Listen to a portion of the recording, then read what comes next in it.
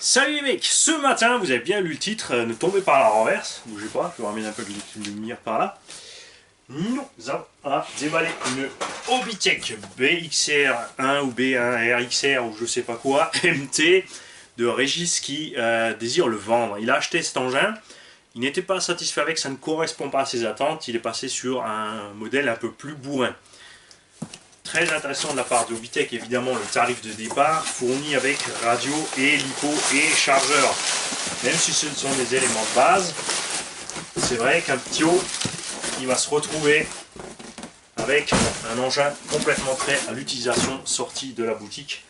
Il met ses 4 petites piles LR6 dans sa radio, il charge sa petite lipo et il peut aller rapidement en profiter.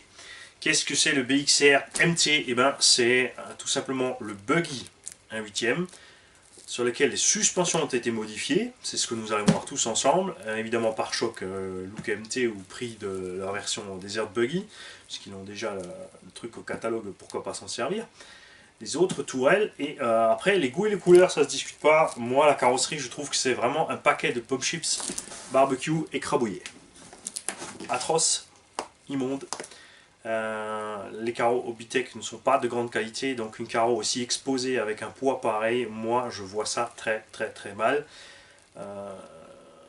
Il aurait fallu un petit arceau intérieur ou quelque chose pour consolider un peu la chose. Et on va voir ça de plus près.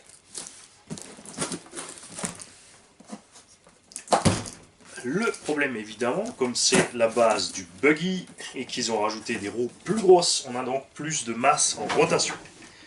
Ce qui implique donc plus d'efforts sur les axes de cardan et les noix, qui ne sont déjà pas le point fort de chez Hobbytech. Sans compter le fait, ça c'est le plus gros souci, c'est le pilote. Quand on dit MT à quelqu'un, c'est Monster Truck. C'est Monster Truck Madness, Monster Baby. C'est plein gaz par-dessus tous les obstacles pour tout sauter. Et cet engin n'est définitivement pas fait pour ça. Cet engin vient pour débuter. Vous laissez ça en 2S, même enfin, il faut voir si c'est une 3S qui fournit, c'est une 2S qui fournit, évidemment, donc la 2S suffit largement.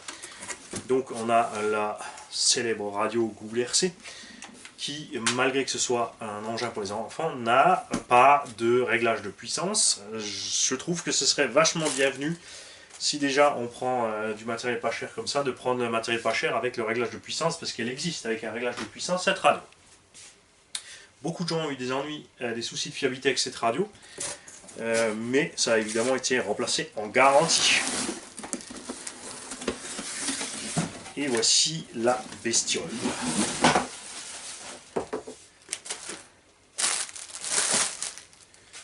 Qui est dans un état remarquable, je dois le dire. La notice est livrée avec. Sur les notices, moi j'aime bien chez Hobbytech par contre, enfin là ils ont fait français, allemand, espagnol, anglais. Il y a quand même l'arbre de programmation du variateur à bord de la notice, certaines choses de base, et un éclaté à l'arrière qui a directement les références, c'est-à-dire que tu n'es pas obligé de chercher petit 1, et ensuite dans la liste petit 1, quelle est la référence, tu as tout de suite la ref que tu peux rentrer ou donner à ton détaillant quand tu as un souci de pièces détachées. La machine, au carreau, comme dit, il y a un souci, c'est laid. Il y a un petit aileron à coller ou à fixer avec les goupilles, on ne sait pas trop. Au moins que ça serve à autre chose. C'est pas un aileron? Si, ça doit être un truc qui se colle là. BXRMT, ouais. C'est comment? Si, c'est ça, voilà. C'est un petit aileron à l'arrière. On a un pare-choc avant, ça c'est bien. Mais on a absolument zéro, rien du tout à l'arrière pour protéger. Donc là, tu accroches ta carreau, tu arraches ta carreau et tu traverses rapidement les circlips avec la carreau, ça c'est certain. Pneumatique. Pas top. Franchement, dur, accroche pas. Je sais pas s'il y a de la mousse là-dedans. Il y a de la mousse? Allô? Moumousse? Ouais. Si, il y a peut-être une mousse, mais c'est pas terrible. Suspension. Souple à l'avant, ferme à l'arrière. Pas l'idéal non plus. Souple à l'avant, c'est-à-dire que le véhicule dans les virages va s'effondrer. C'est dur à l'arrière, c'est-à-dire qu'il va lever la patte. C'est très maniable, mais c'est très casse-gueule aussi, surtout sur MT. Il faudrait que ça soit souple devant, derrière pour le gros terrain.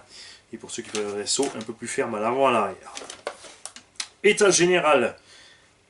Eh ben, Régis, on peut pas dire qu'il a usé sa voiture. Dingue. On a, par rapport au buggy, ça c'est dommage d'ailleurs qu'il est déjà reparti ce buggy, hein. Pour une fois ça aurait été bien qu'on ait les deux pour pouvoir comparer. Par rapport au buggy, on a de toute évidence des triangles de suspension plus longs. Voilà, une cale qui a été rajoutée sur les 4 fers pour pouvoir mettre des amortisseurs plus longs, parce qu'on a des roues plus grosses, pour que l'engin arrive donc avant d'être en fin de compression au sol. Là, on est juste bien à ras, les pneus vont s'écraser, le châssis va toucher, c'est pas mal. À l'arrière manque un bon centimètre.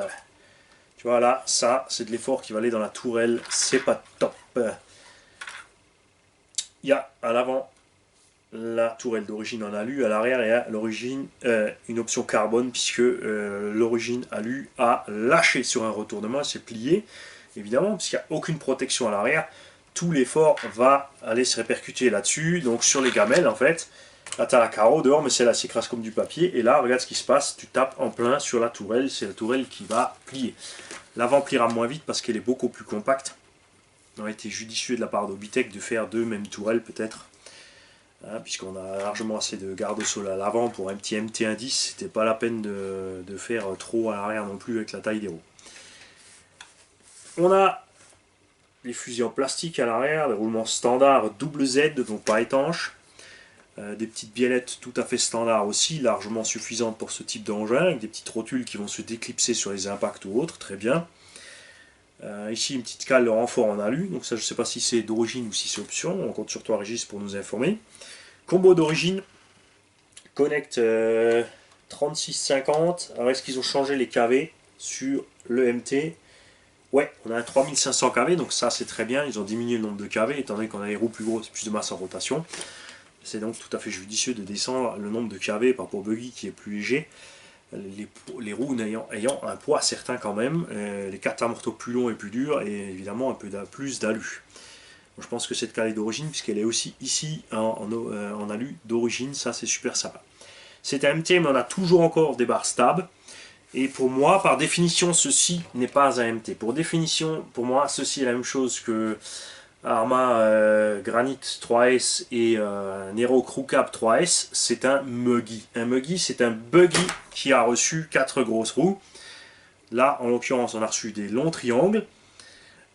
Très étrange de la part de Obitech, ils ont fait un buggy, ils ont fait un MT, mais il n'y a pas la version Truggy, parce que là, tu mets 4 pneus picots un peu plus petits, une carreau de Truggy était partie en Truggy 1.10, et je dois dire qu'en Truggy, à mon avis, ça doit être assez viable, ce petit machin. Les amortos Obitech sont bons, ça c'est clair. Pas de souci à ce niveau-là. Les tiges amortos en 4 mm, bien balèzes. On a aussi les cales de train en alu. Là aussi, il y en a beaucoup qui ont eu des soucis sur les gamelles, évidemment, avec les triangles plus longs, puisqu'à la base, c'est prévu en buggy. Avec un triangle plus court, tu as donc, sur un choc, moins d'effet de levier sur ces cales. Ici, avec un triangle plus long et une roue plus lourde, évidemment, le pneu, par contre, lui, il va encaisser une grosse partie du choc quand même. Tu as plus d'efforts sur ces cales et beaucoup de gens ont plié ces cales. Ce genre d'engin n'est pas fait pour faire du gros bâche, des gros sauts, etc. C'est fait pour rouler cool, tu ralentis un peu dans le terrain accidenté, tu peux évidemment accélérer sur la prairie ou autre. Il faudra évidemment aussi revoir un peu le réglage de suspect. On fera ça si vous avez envie de voir un petit essai, vous me faites signe. On va faire un petit essai cool bien sûr, puisque Régis s'est donné du mal de bien nettoyer la machine. On va pas tout lui dégueulasser alors qu'il veut la vendre. Alors, très rigolo aussi, tu vois, j'ai voulu diminuer le tarage des suspensions, je peux pas, mon ressort est dans le vide. Ça, c'est marrant. Par rapport au buggy aussi, ils ont enlevé les ergots ici, donc il n'y a pas de vis de butée de triangle, tu ne peux pas diminuer la garde au sol avec cette vis. Sinon ça aurait été utile, puisqu'on aurait pu, tu vois, redescendre un peu l'assiette, voilà, pour qu'il soit plus stable sur les terrains un peu comme la prairie ou autre. Alors que là, on est vraiment méga haut, c'est sûr, quand tu lâches les gaz, ils remontent, la stabilité à l'arrière, ça ne doit pas être formidable. À voir avec la lipo à bord. Donc ça, on va remettre à sa place tout de suite. C'est bien de mettre des amortos méga longs. Mais si les ressorts ne suivent pas la longueur, ça craint. Alors, voilà. On est revenu. On a aussi évidemment à bord les mêmes diffs que le buggy. Donc là pareil, plus de stress issu des grosses roues, plus de travail. Et on va vite aller au différentiel. Est-ce qu'on a un explosé des diffs? On a un semi-explosé des diffs, c'est-à-dire qu'il y a l'axe, ce qu'il y a dedans, roulement machin, mais on n'a pas, bizarrement... Si, alors les pignons sont mal, ils n'ont pas dessiné les pignons, hein. Ils ont juste dessiné grosso merdo les pignons, donc d'après le plan, ici il n'y a que 2 satellites. Ceux qui ont un MT, est-ce que vous pouvez me dire si vous avez ouvert vos diffs, si vous avez 2 ou 4 satellites à l'intérieur de cette chose? Ça serait super sympa. Moi je dis qu'avec des roues pareilles, ça nécessite vraiment 4. Les diffs sont très libres. Évidemment, c'est... Oula, alors devant c'est pire que libre. Devant ça se balade presque en roue libre. Donc ça veut dire que l'engin va pousser beaucoup plus de l'arrière, avec un avant aussi libre. Là on voit aussi le problème de calcul des angles chez Obitech, avec les rotules de direction. Tu vois, pincement, tu passes à l'ouverture. C'est quand même moins marqué, je dois dire, que sur le buggy.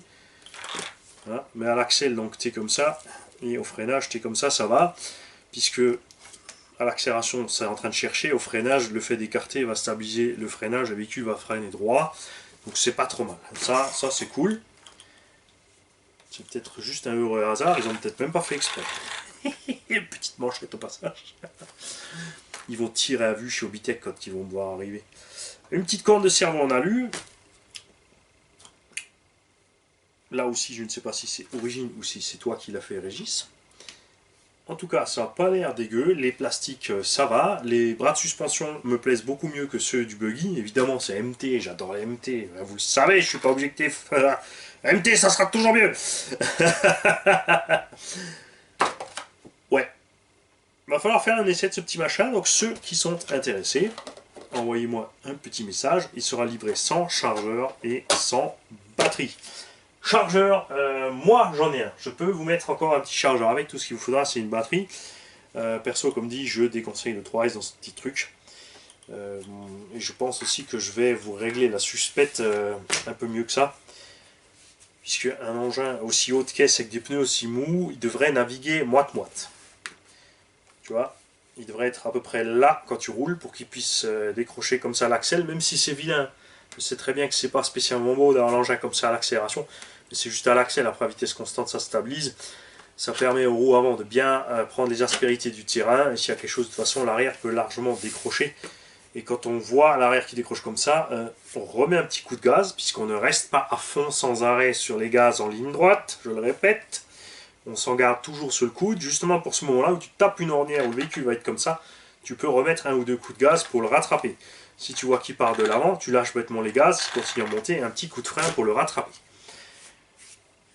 Après, point de vue accroche, même si le pneu est vraiment mou et machin, ça comme dit, c'est pas un mauvais calcul, ça permet d'encaisser énormément de gamelles par le pneu.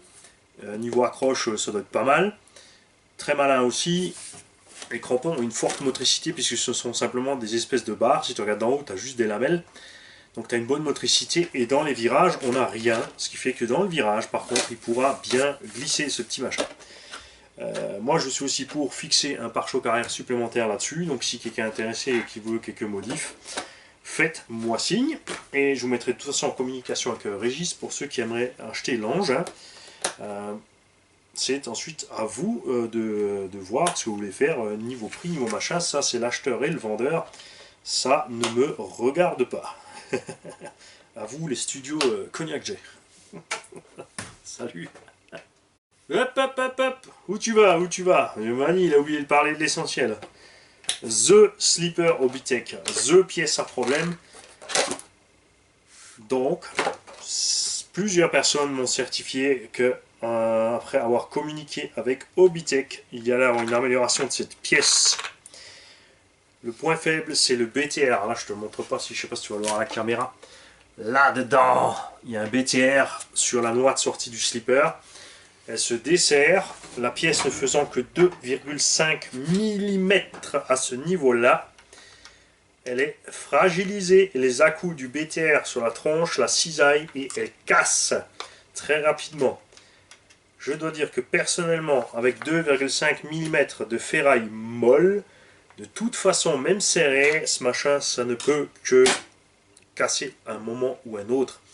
Ce que je vous conseille évidemment de faire, c'est de bien régler le slipper. Ne le réglez pas trop ferme. Faites vraiment en sorte que ce slipper puisse glisser pour éviter les efforts trop violents sur la transmission. Ça évitera aussi de flinguer votre pignon de diff arrière, etc. Et l'autre chose que je veux voir, c'est ça. On a des petits capuchons de roue dans la jante qui sont fixés en fait sur le même filetage que l'écrou. Tu as ton écrou ici au milieu, ton heel stop. Ça c'est bien. On a ici le pas de vis qui dépasse bien. La jante protège bien l'excédent de pas de vis. Et sur le bout du pas de vis, tu peux fixer ce petit capuchon. C'est purement esthétique. Si l'écrou se desserre, il va desserrer le petit capuchon plastique avec et adios. Est-ce que ça va le retenir un peu? On ne sait pas. À voir. Tu vois, c'est là que ça va pas. Tu vois, on n'a pas de réaction de suspension. Juste un petit peu de l'avant. Il y a quelque chose qui ne me plaît pas sur cet engin. Régis, tu nous dis si tu as changé les huiles d'amorto, si tu as modifié quelque chose ou si tu as tout laissé d'origine, s'il te plaît. Et moi, ouais, je vais clairement travailler cette suspecte. Ça va pas. Pas bien. Salut.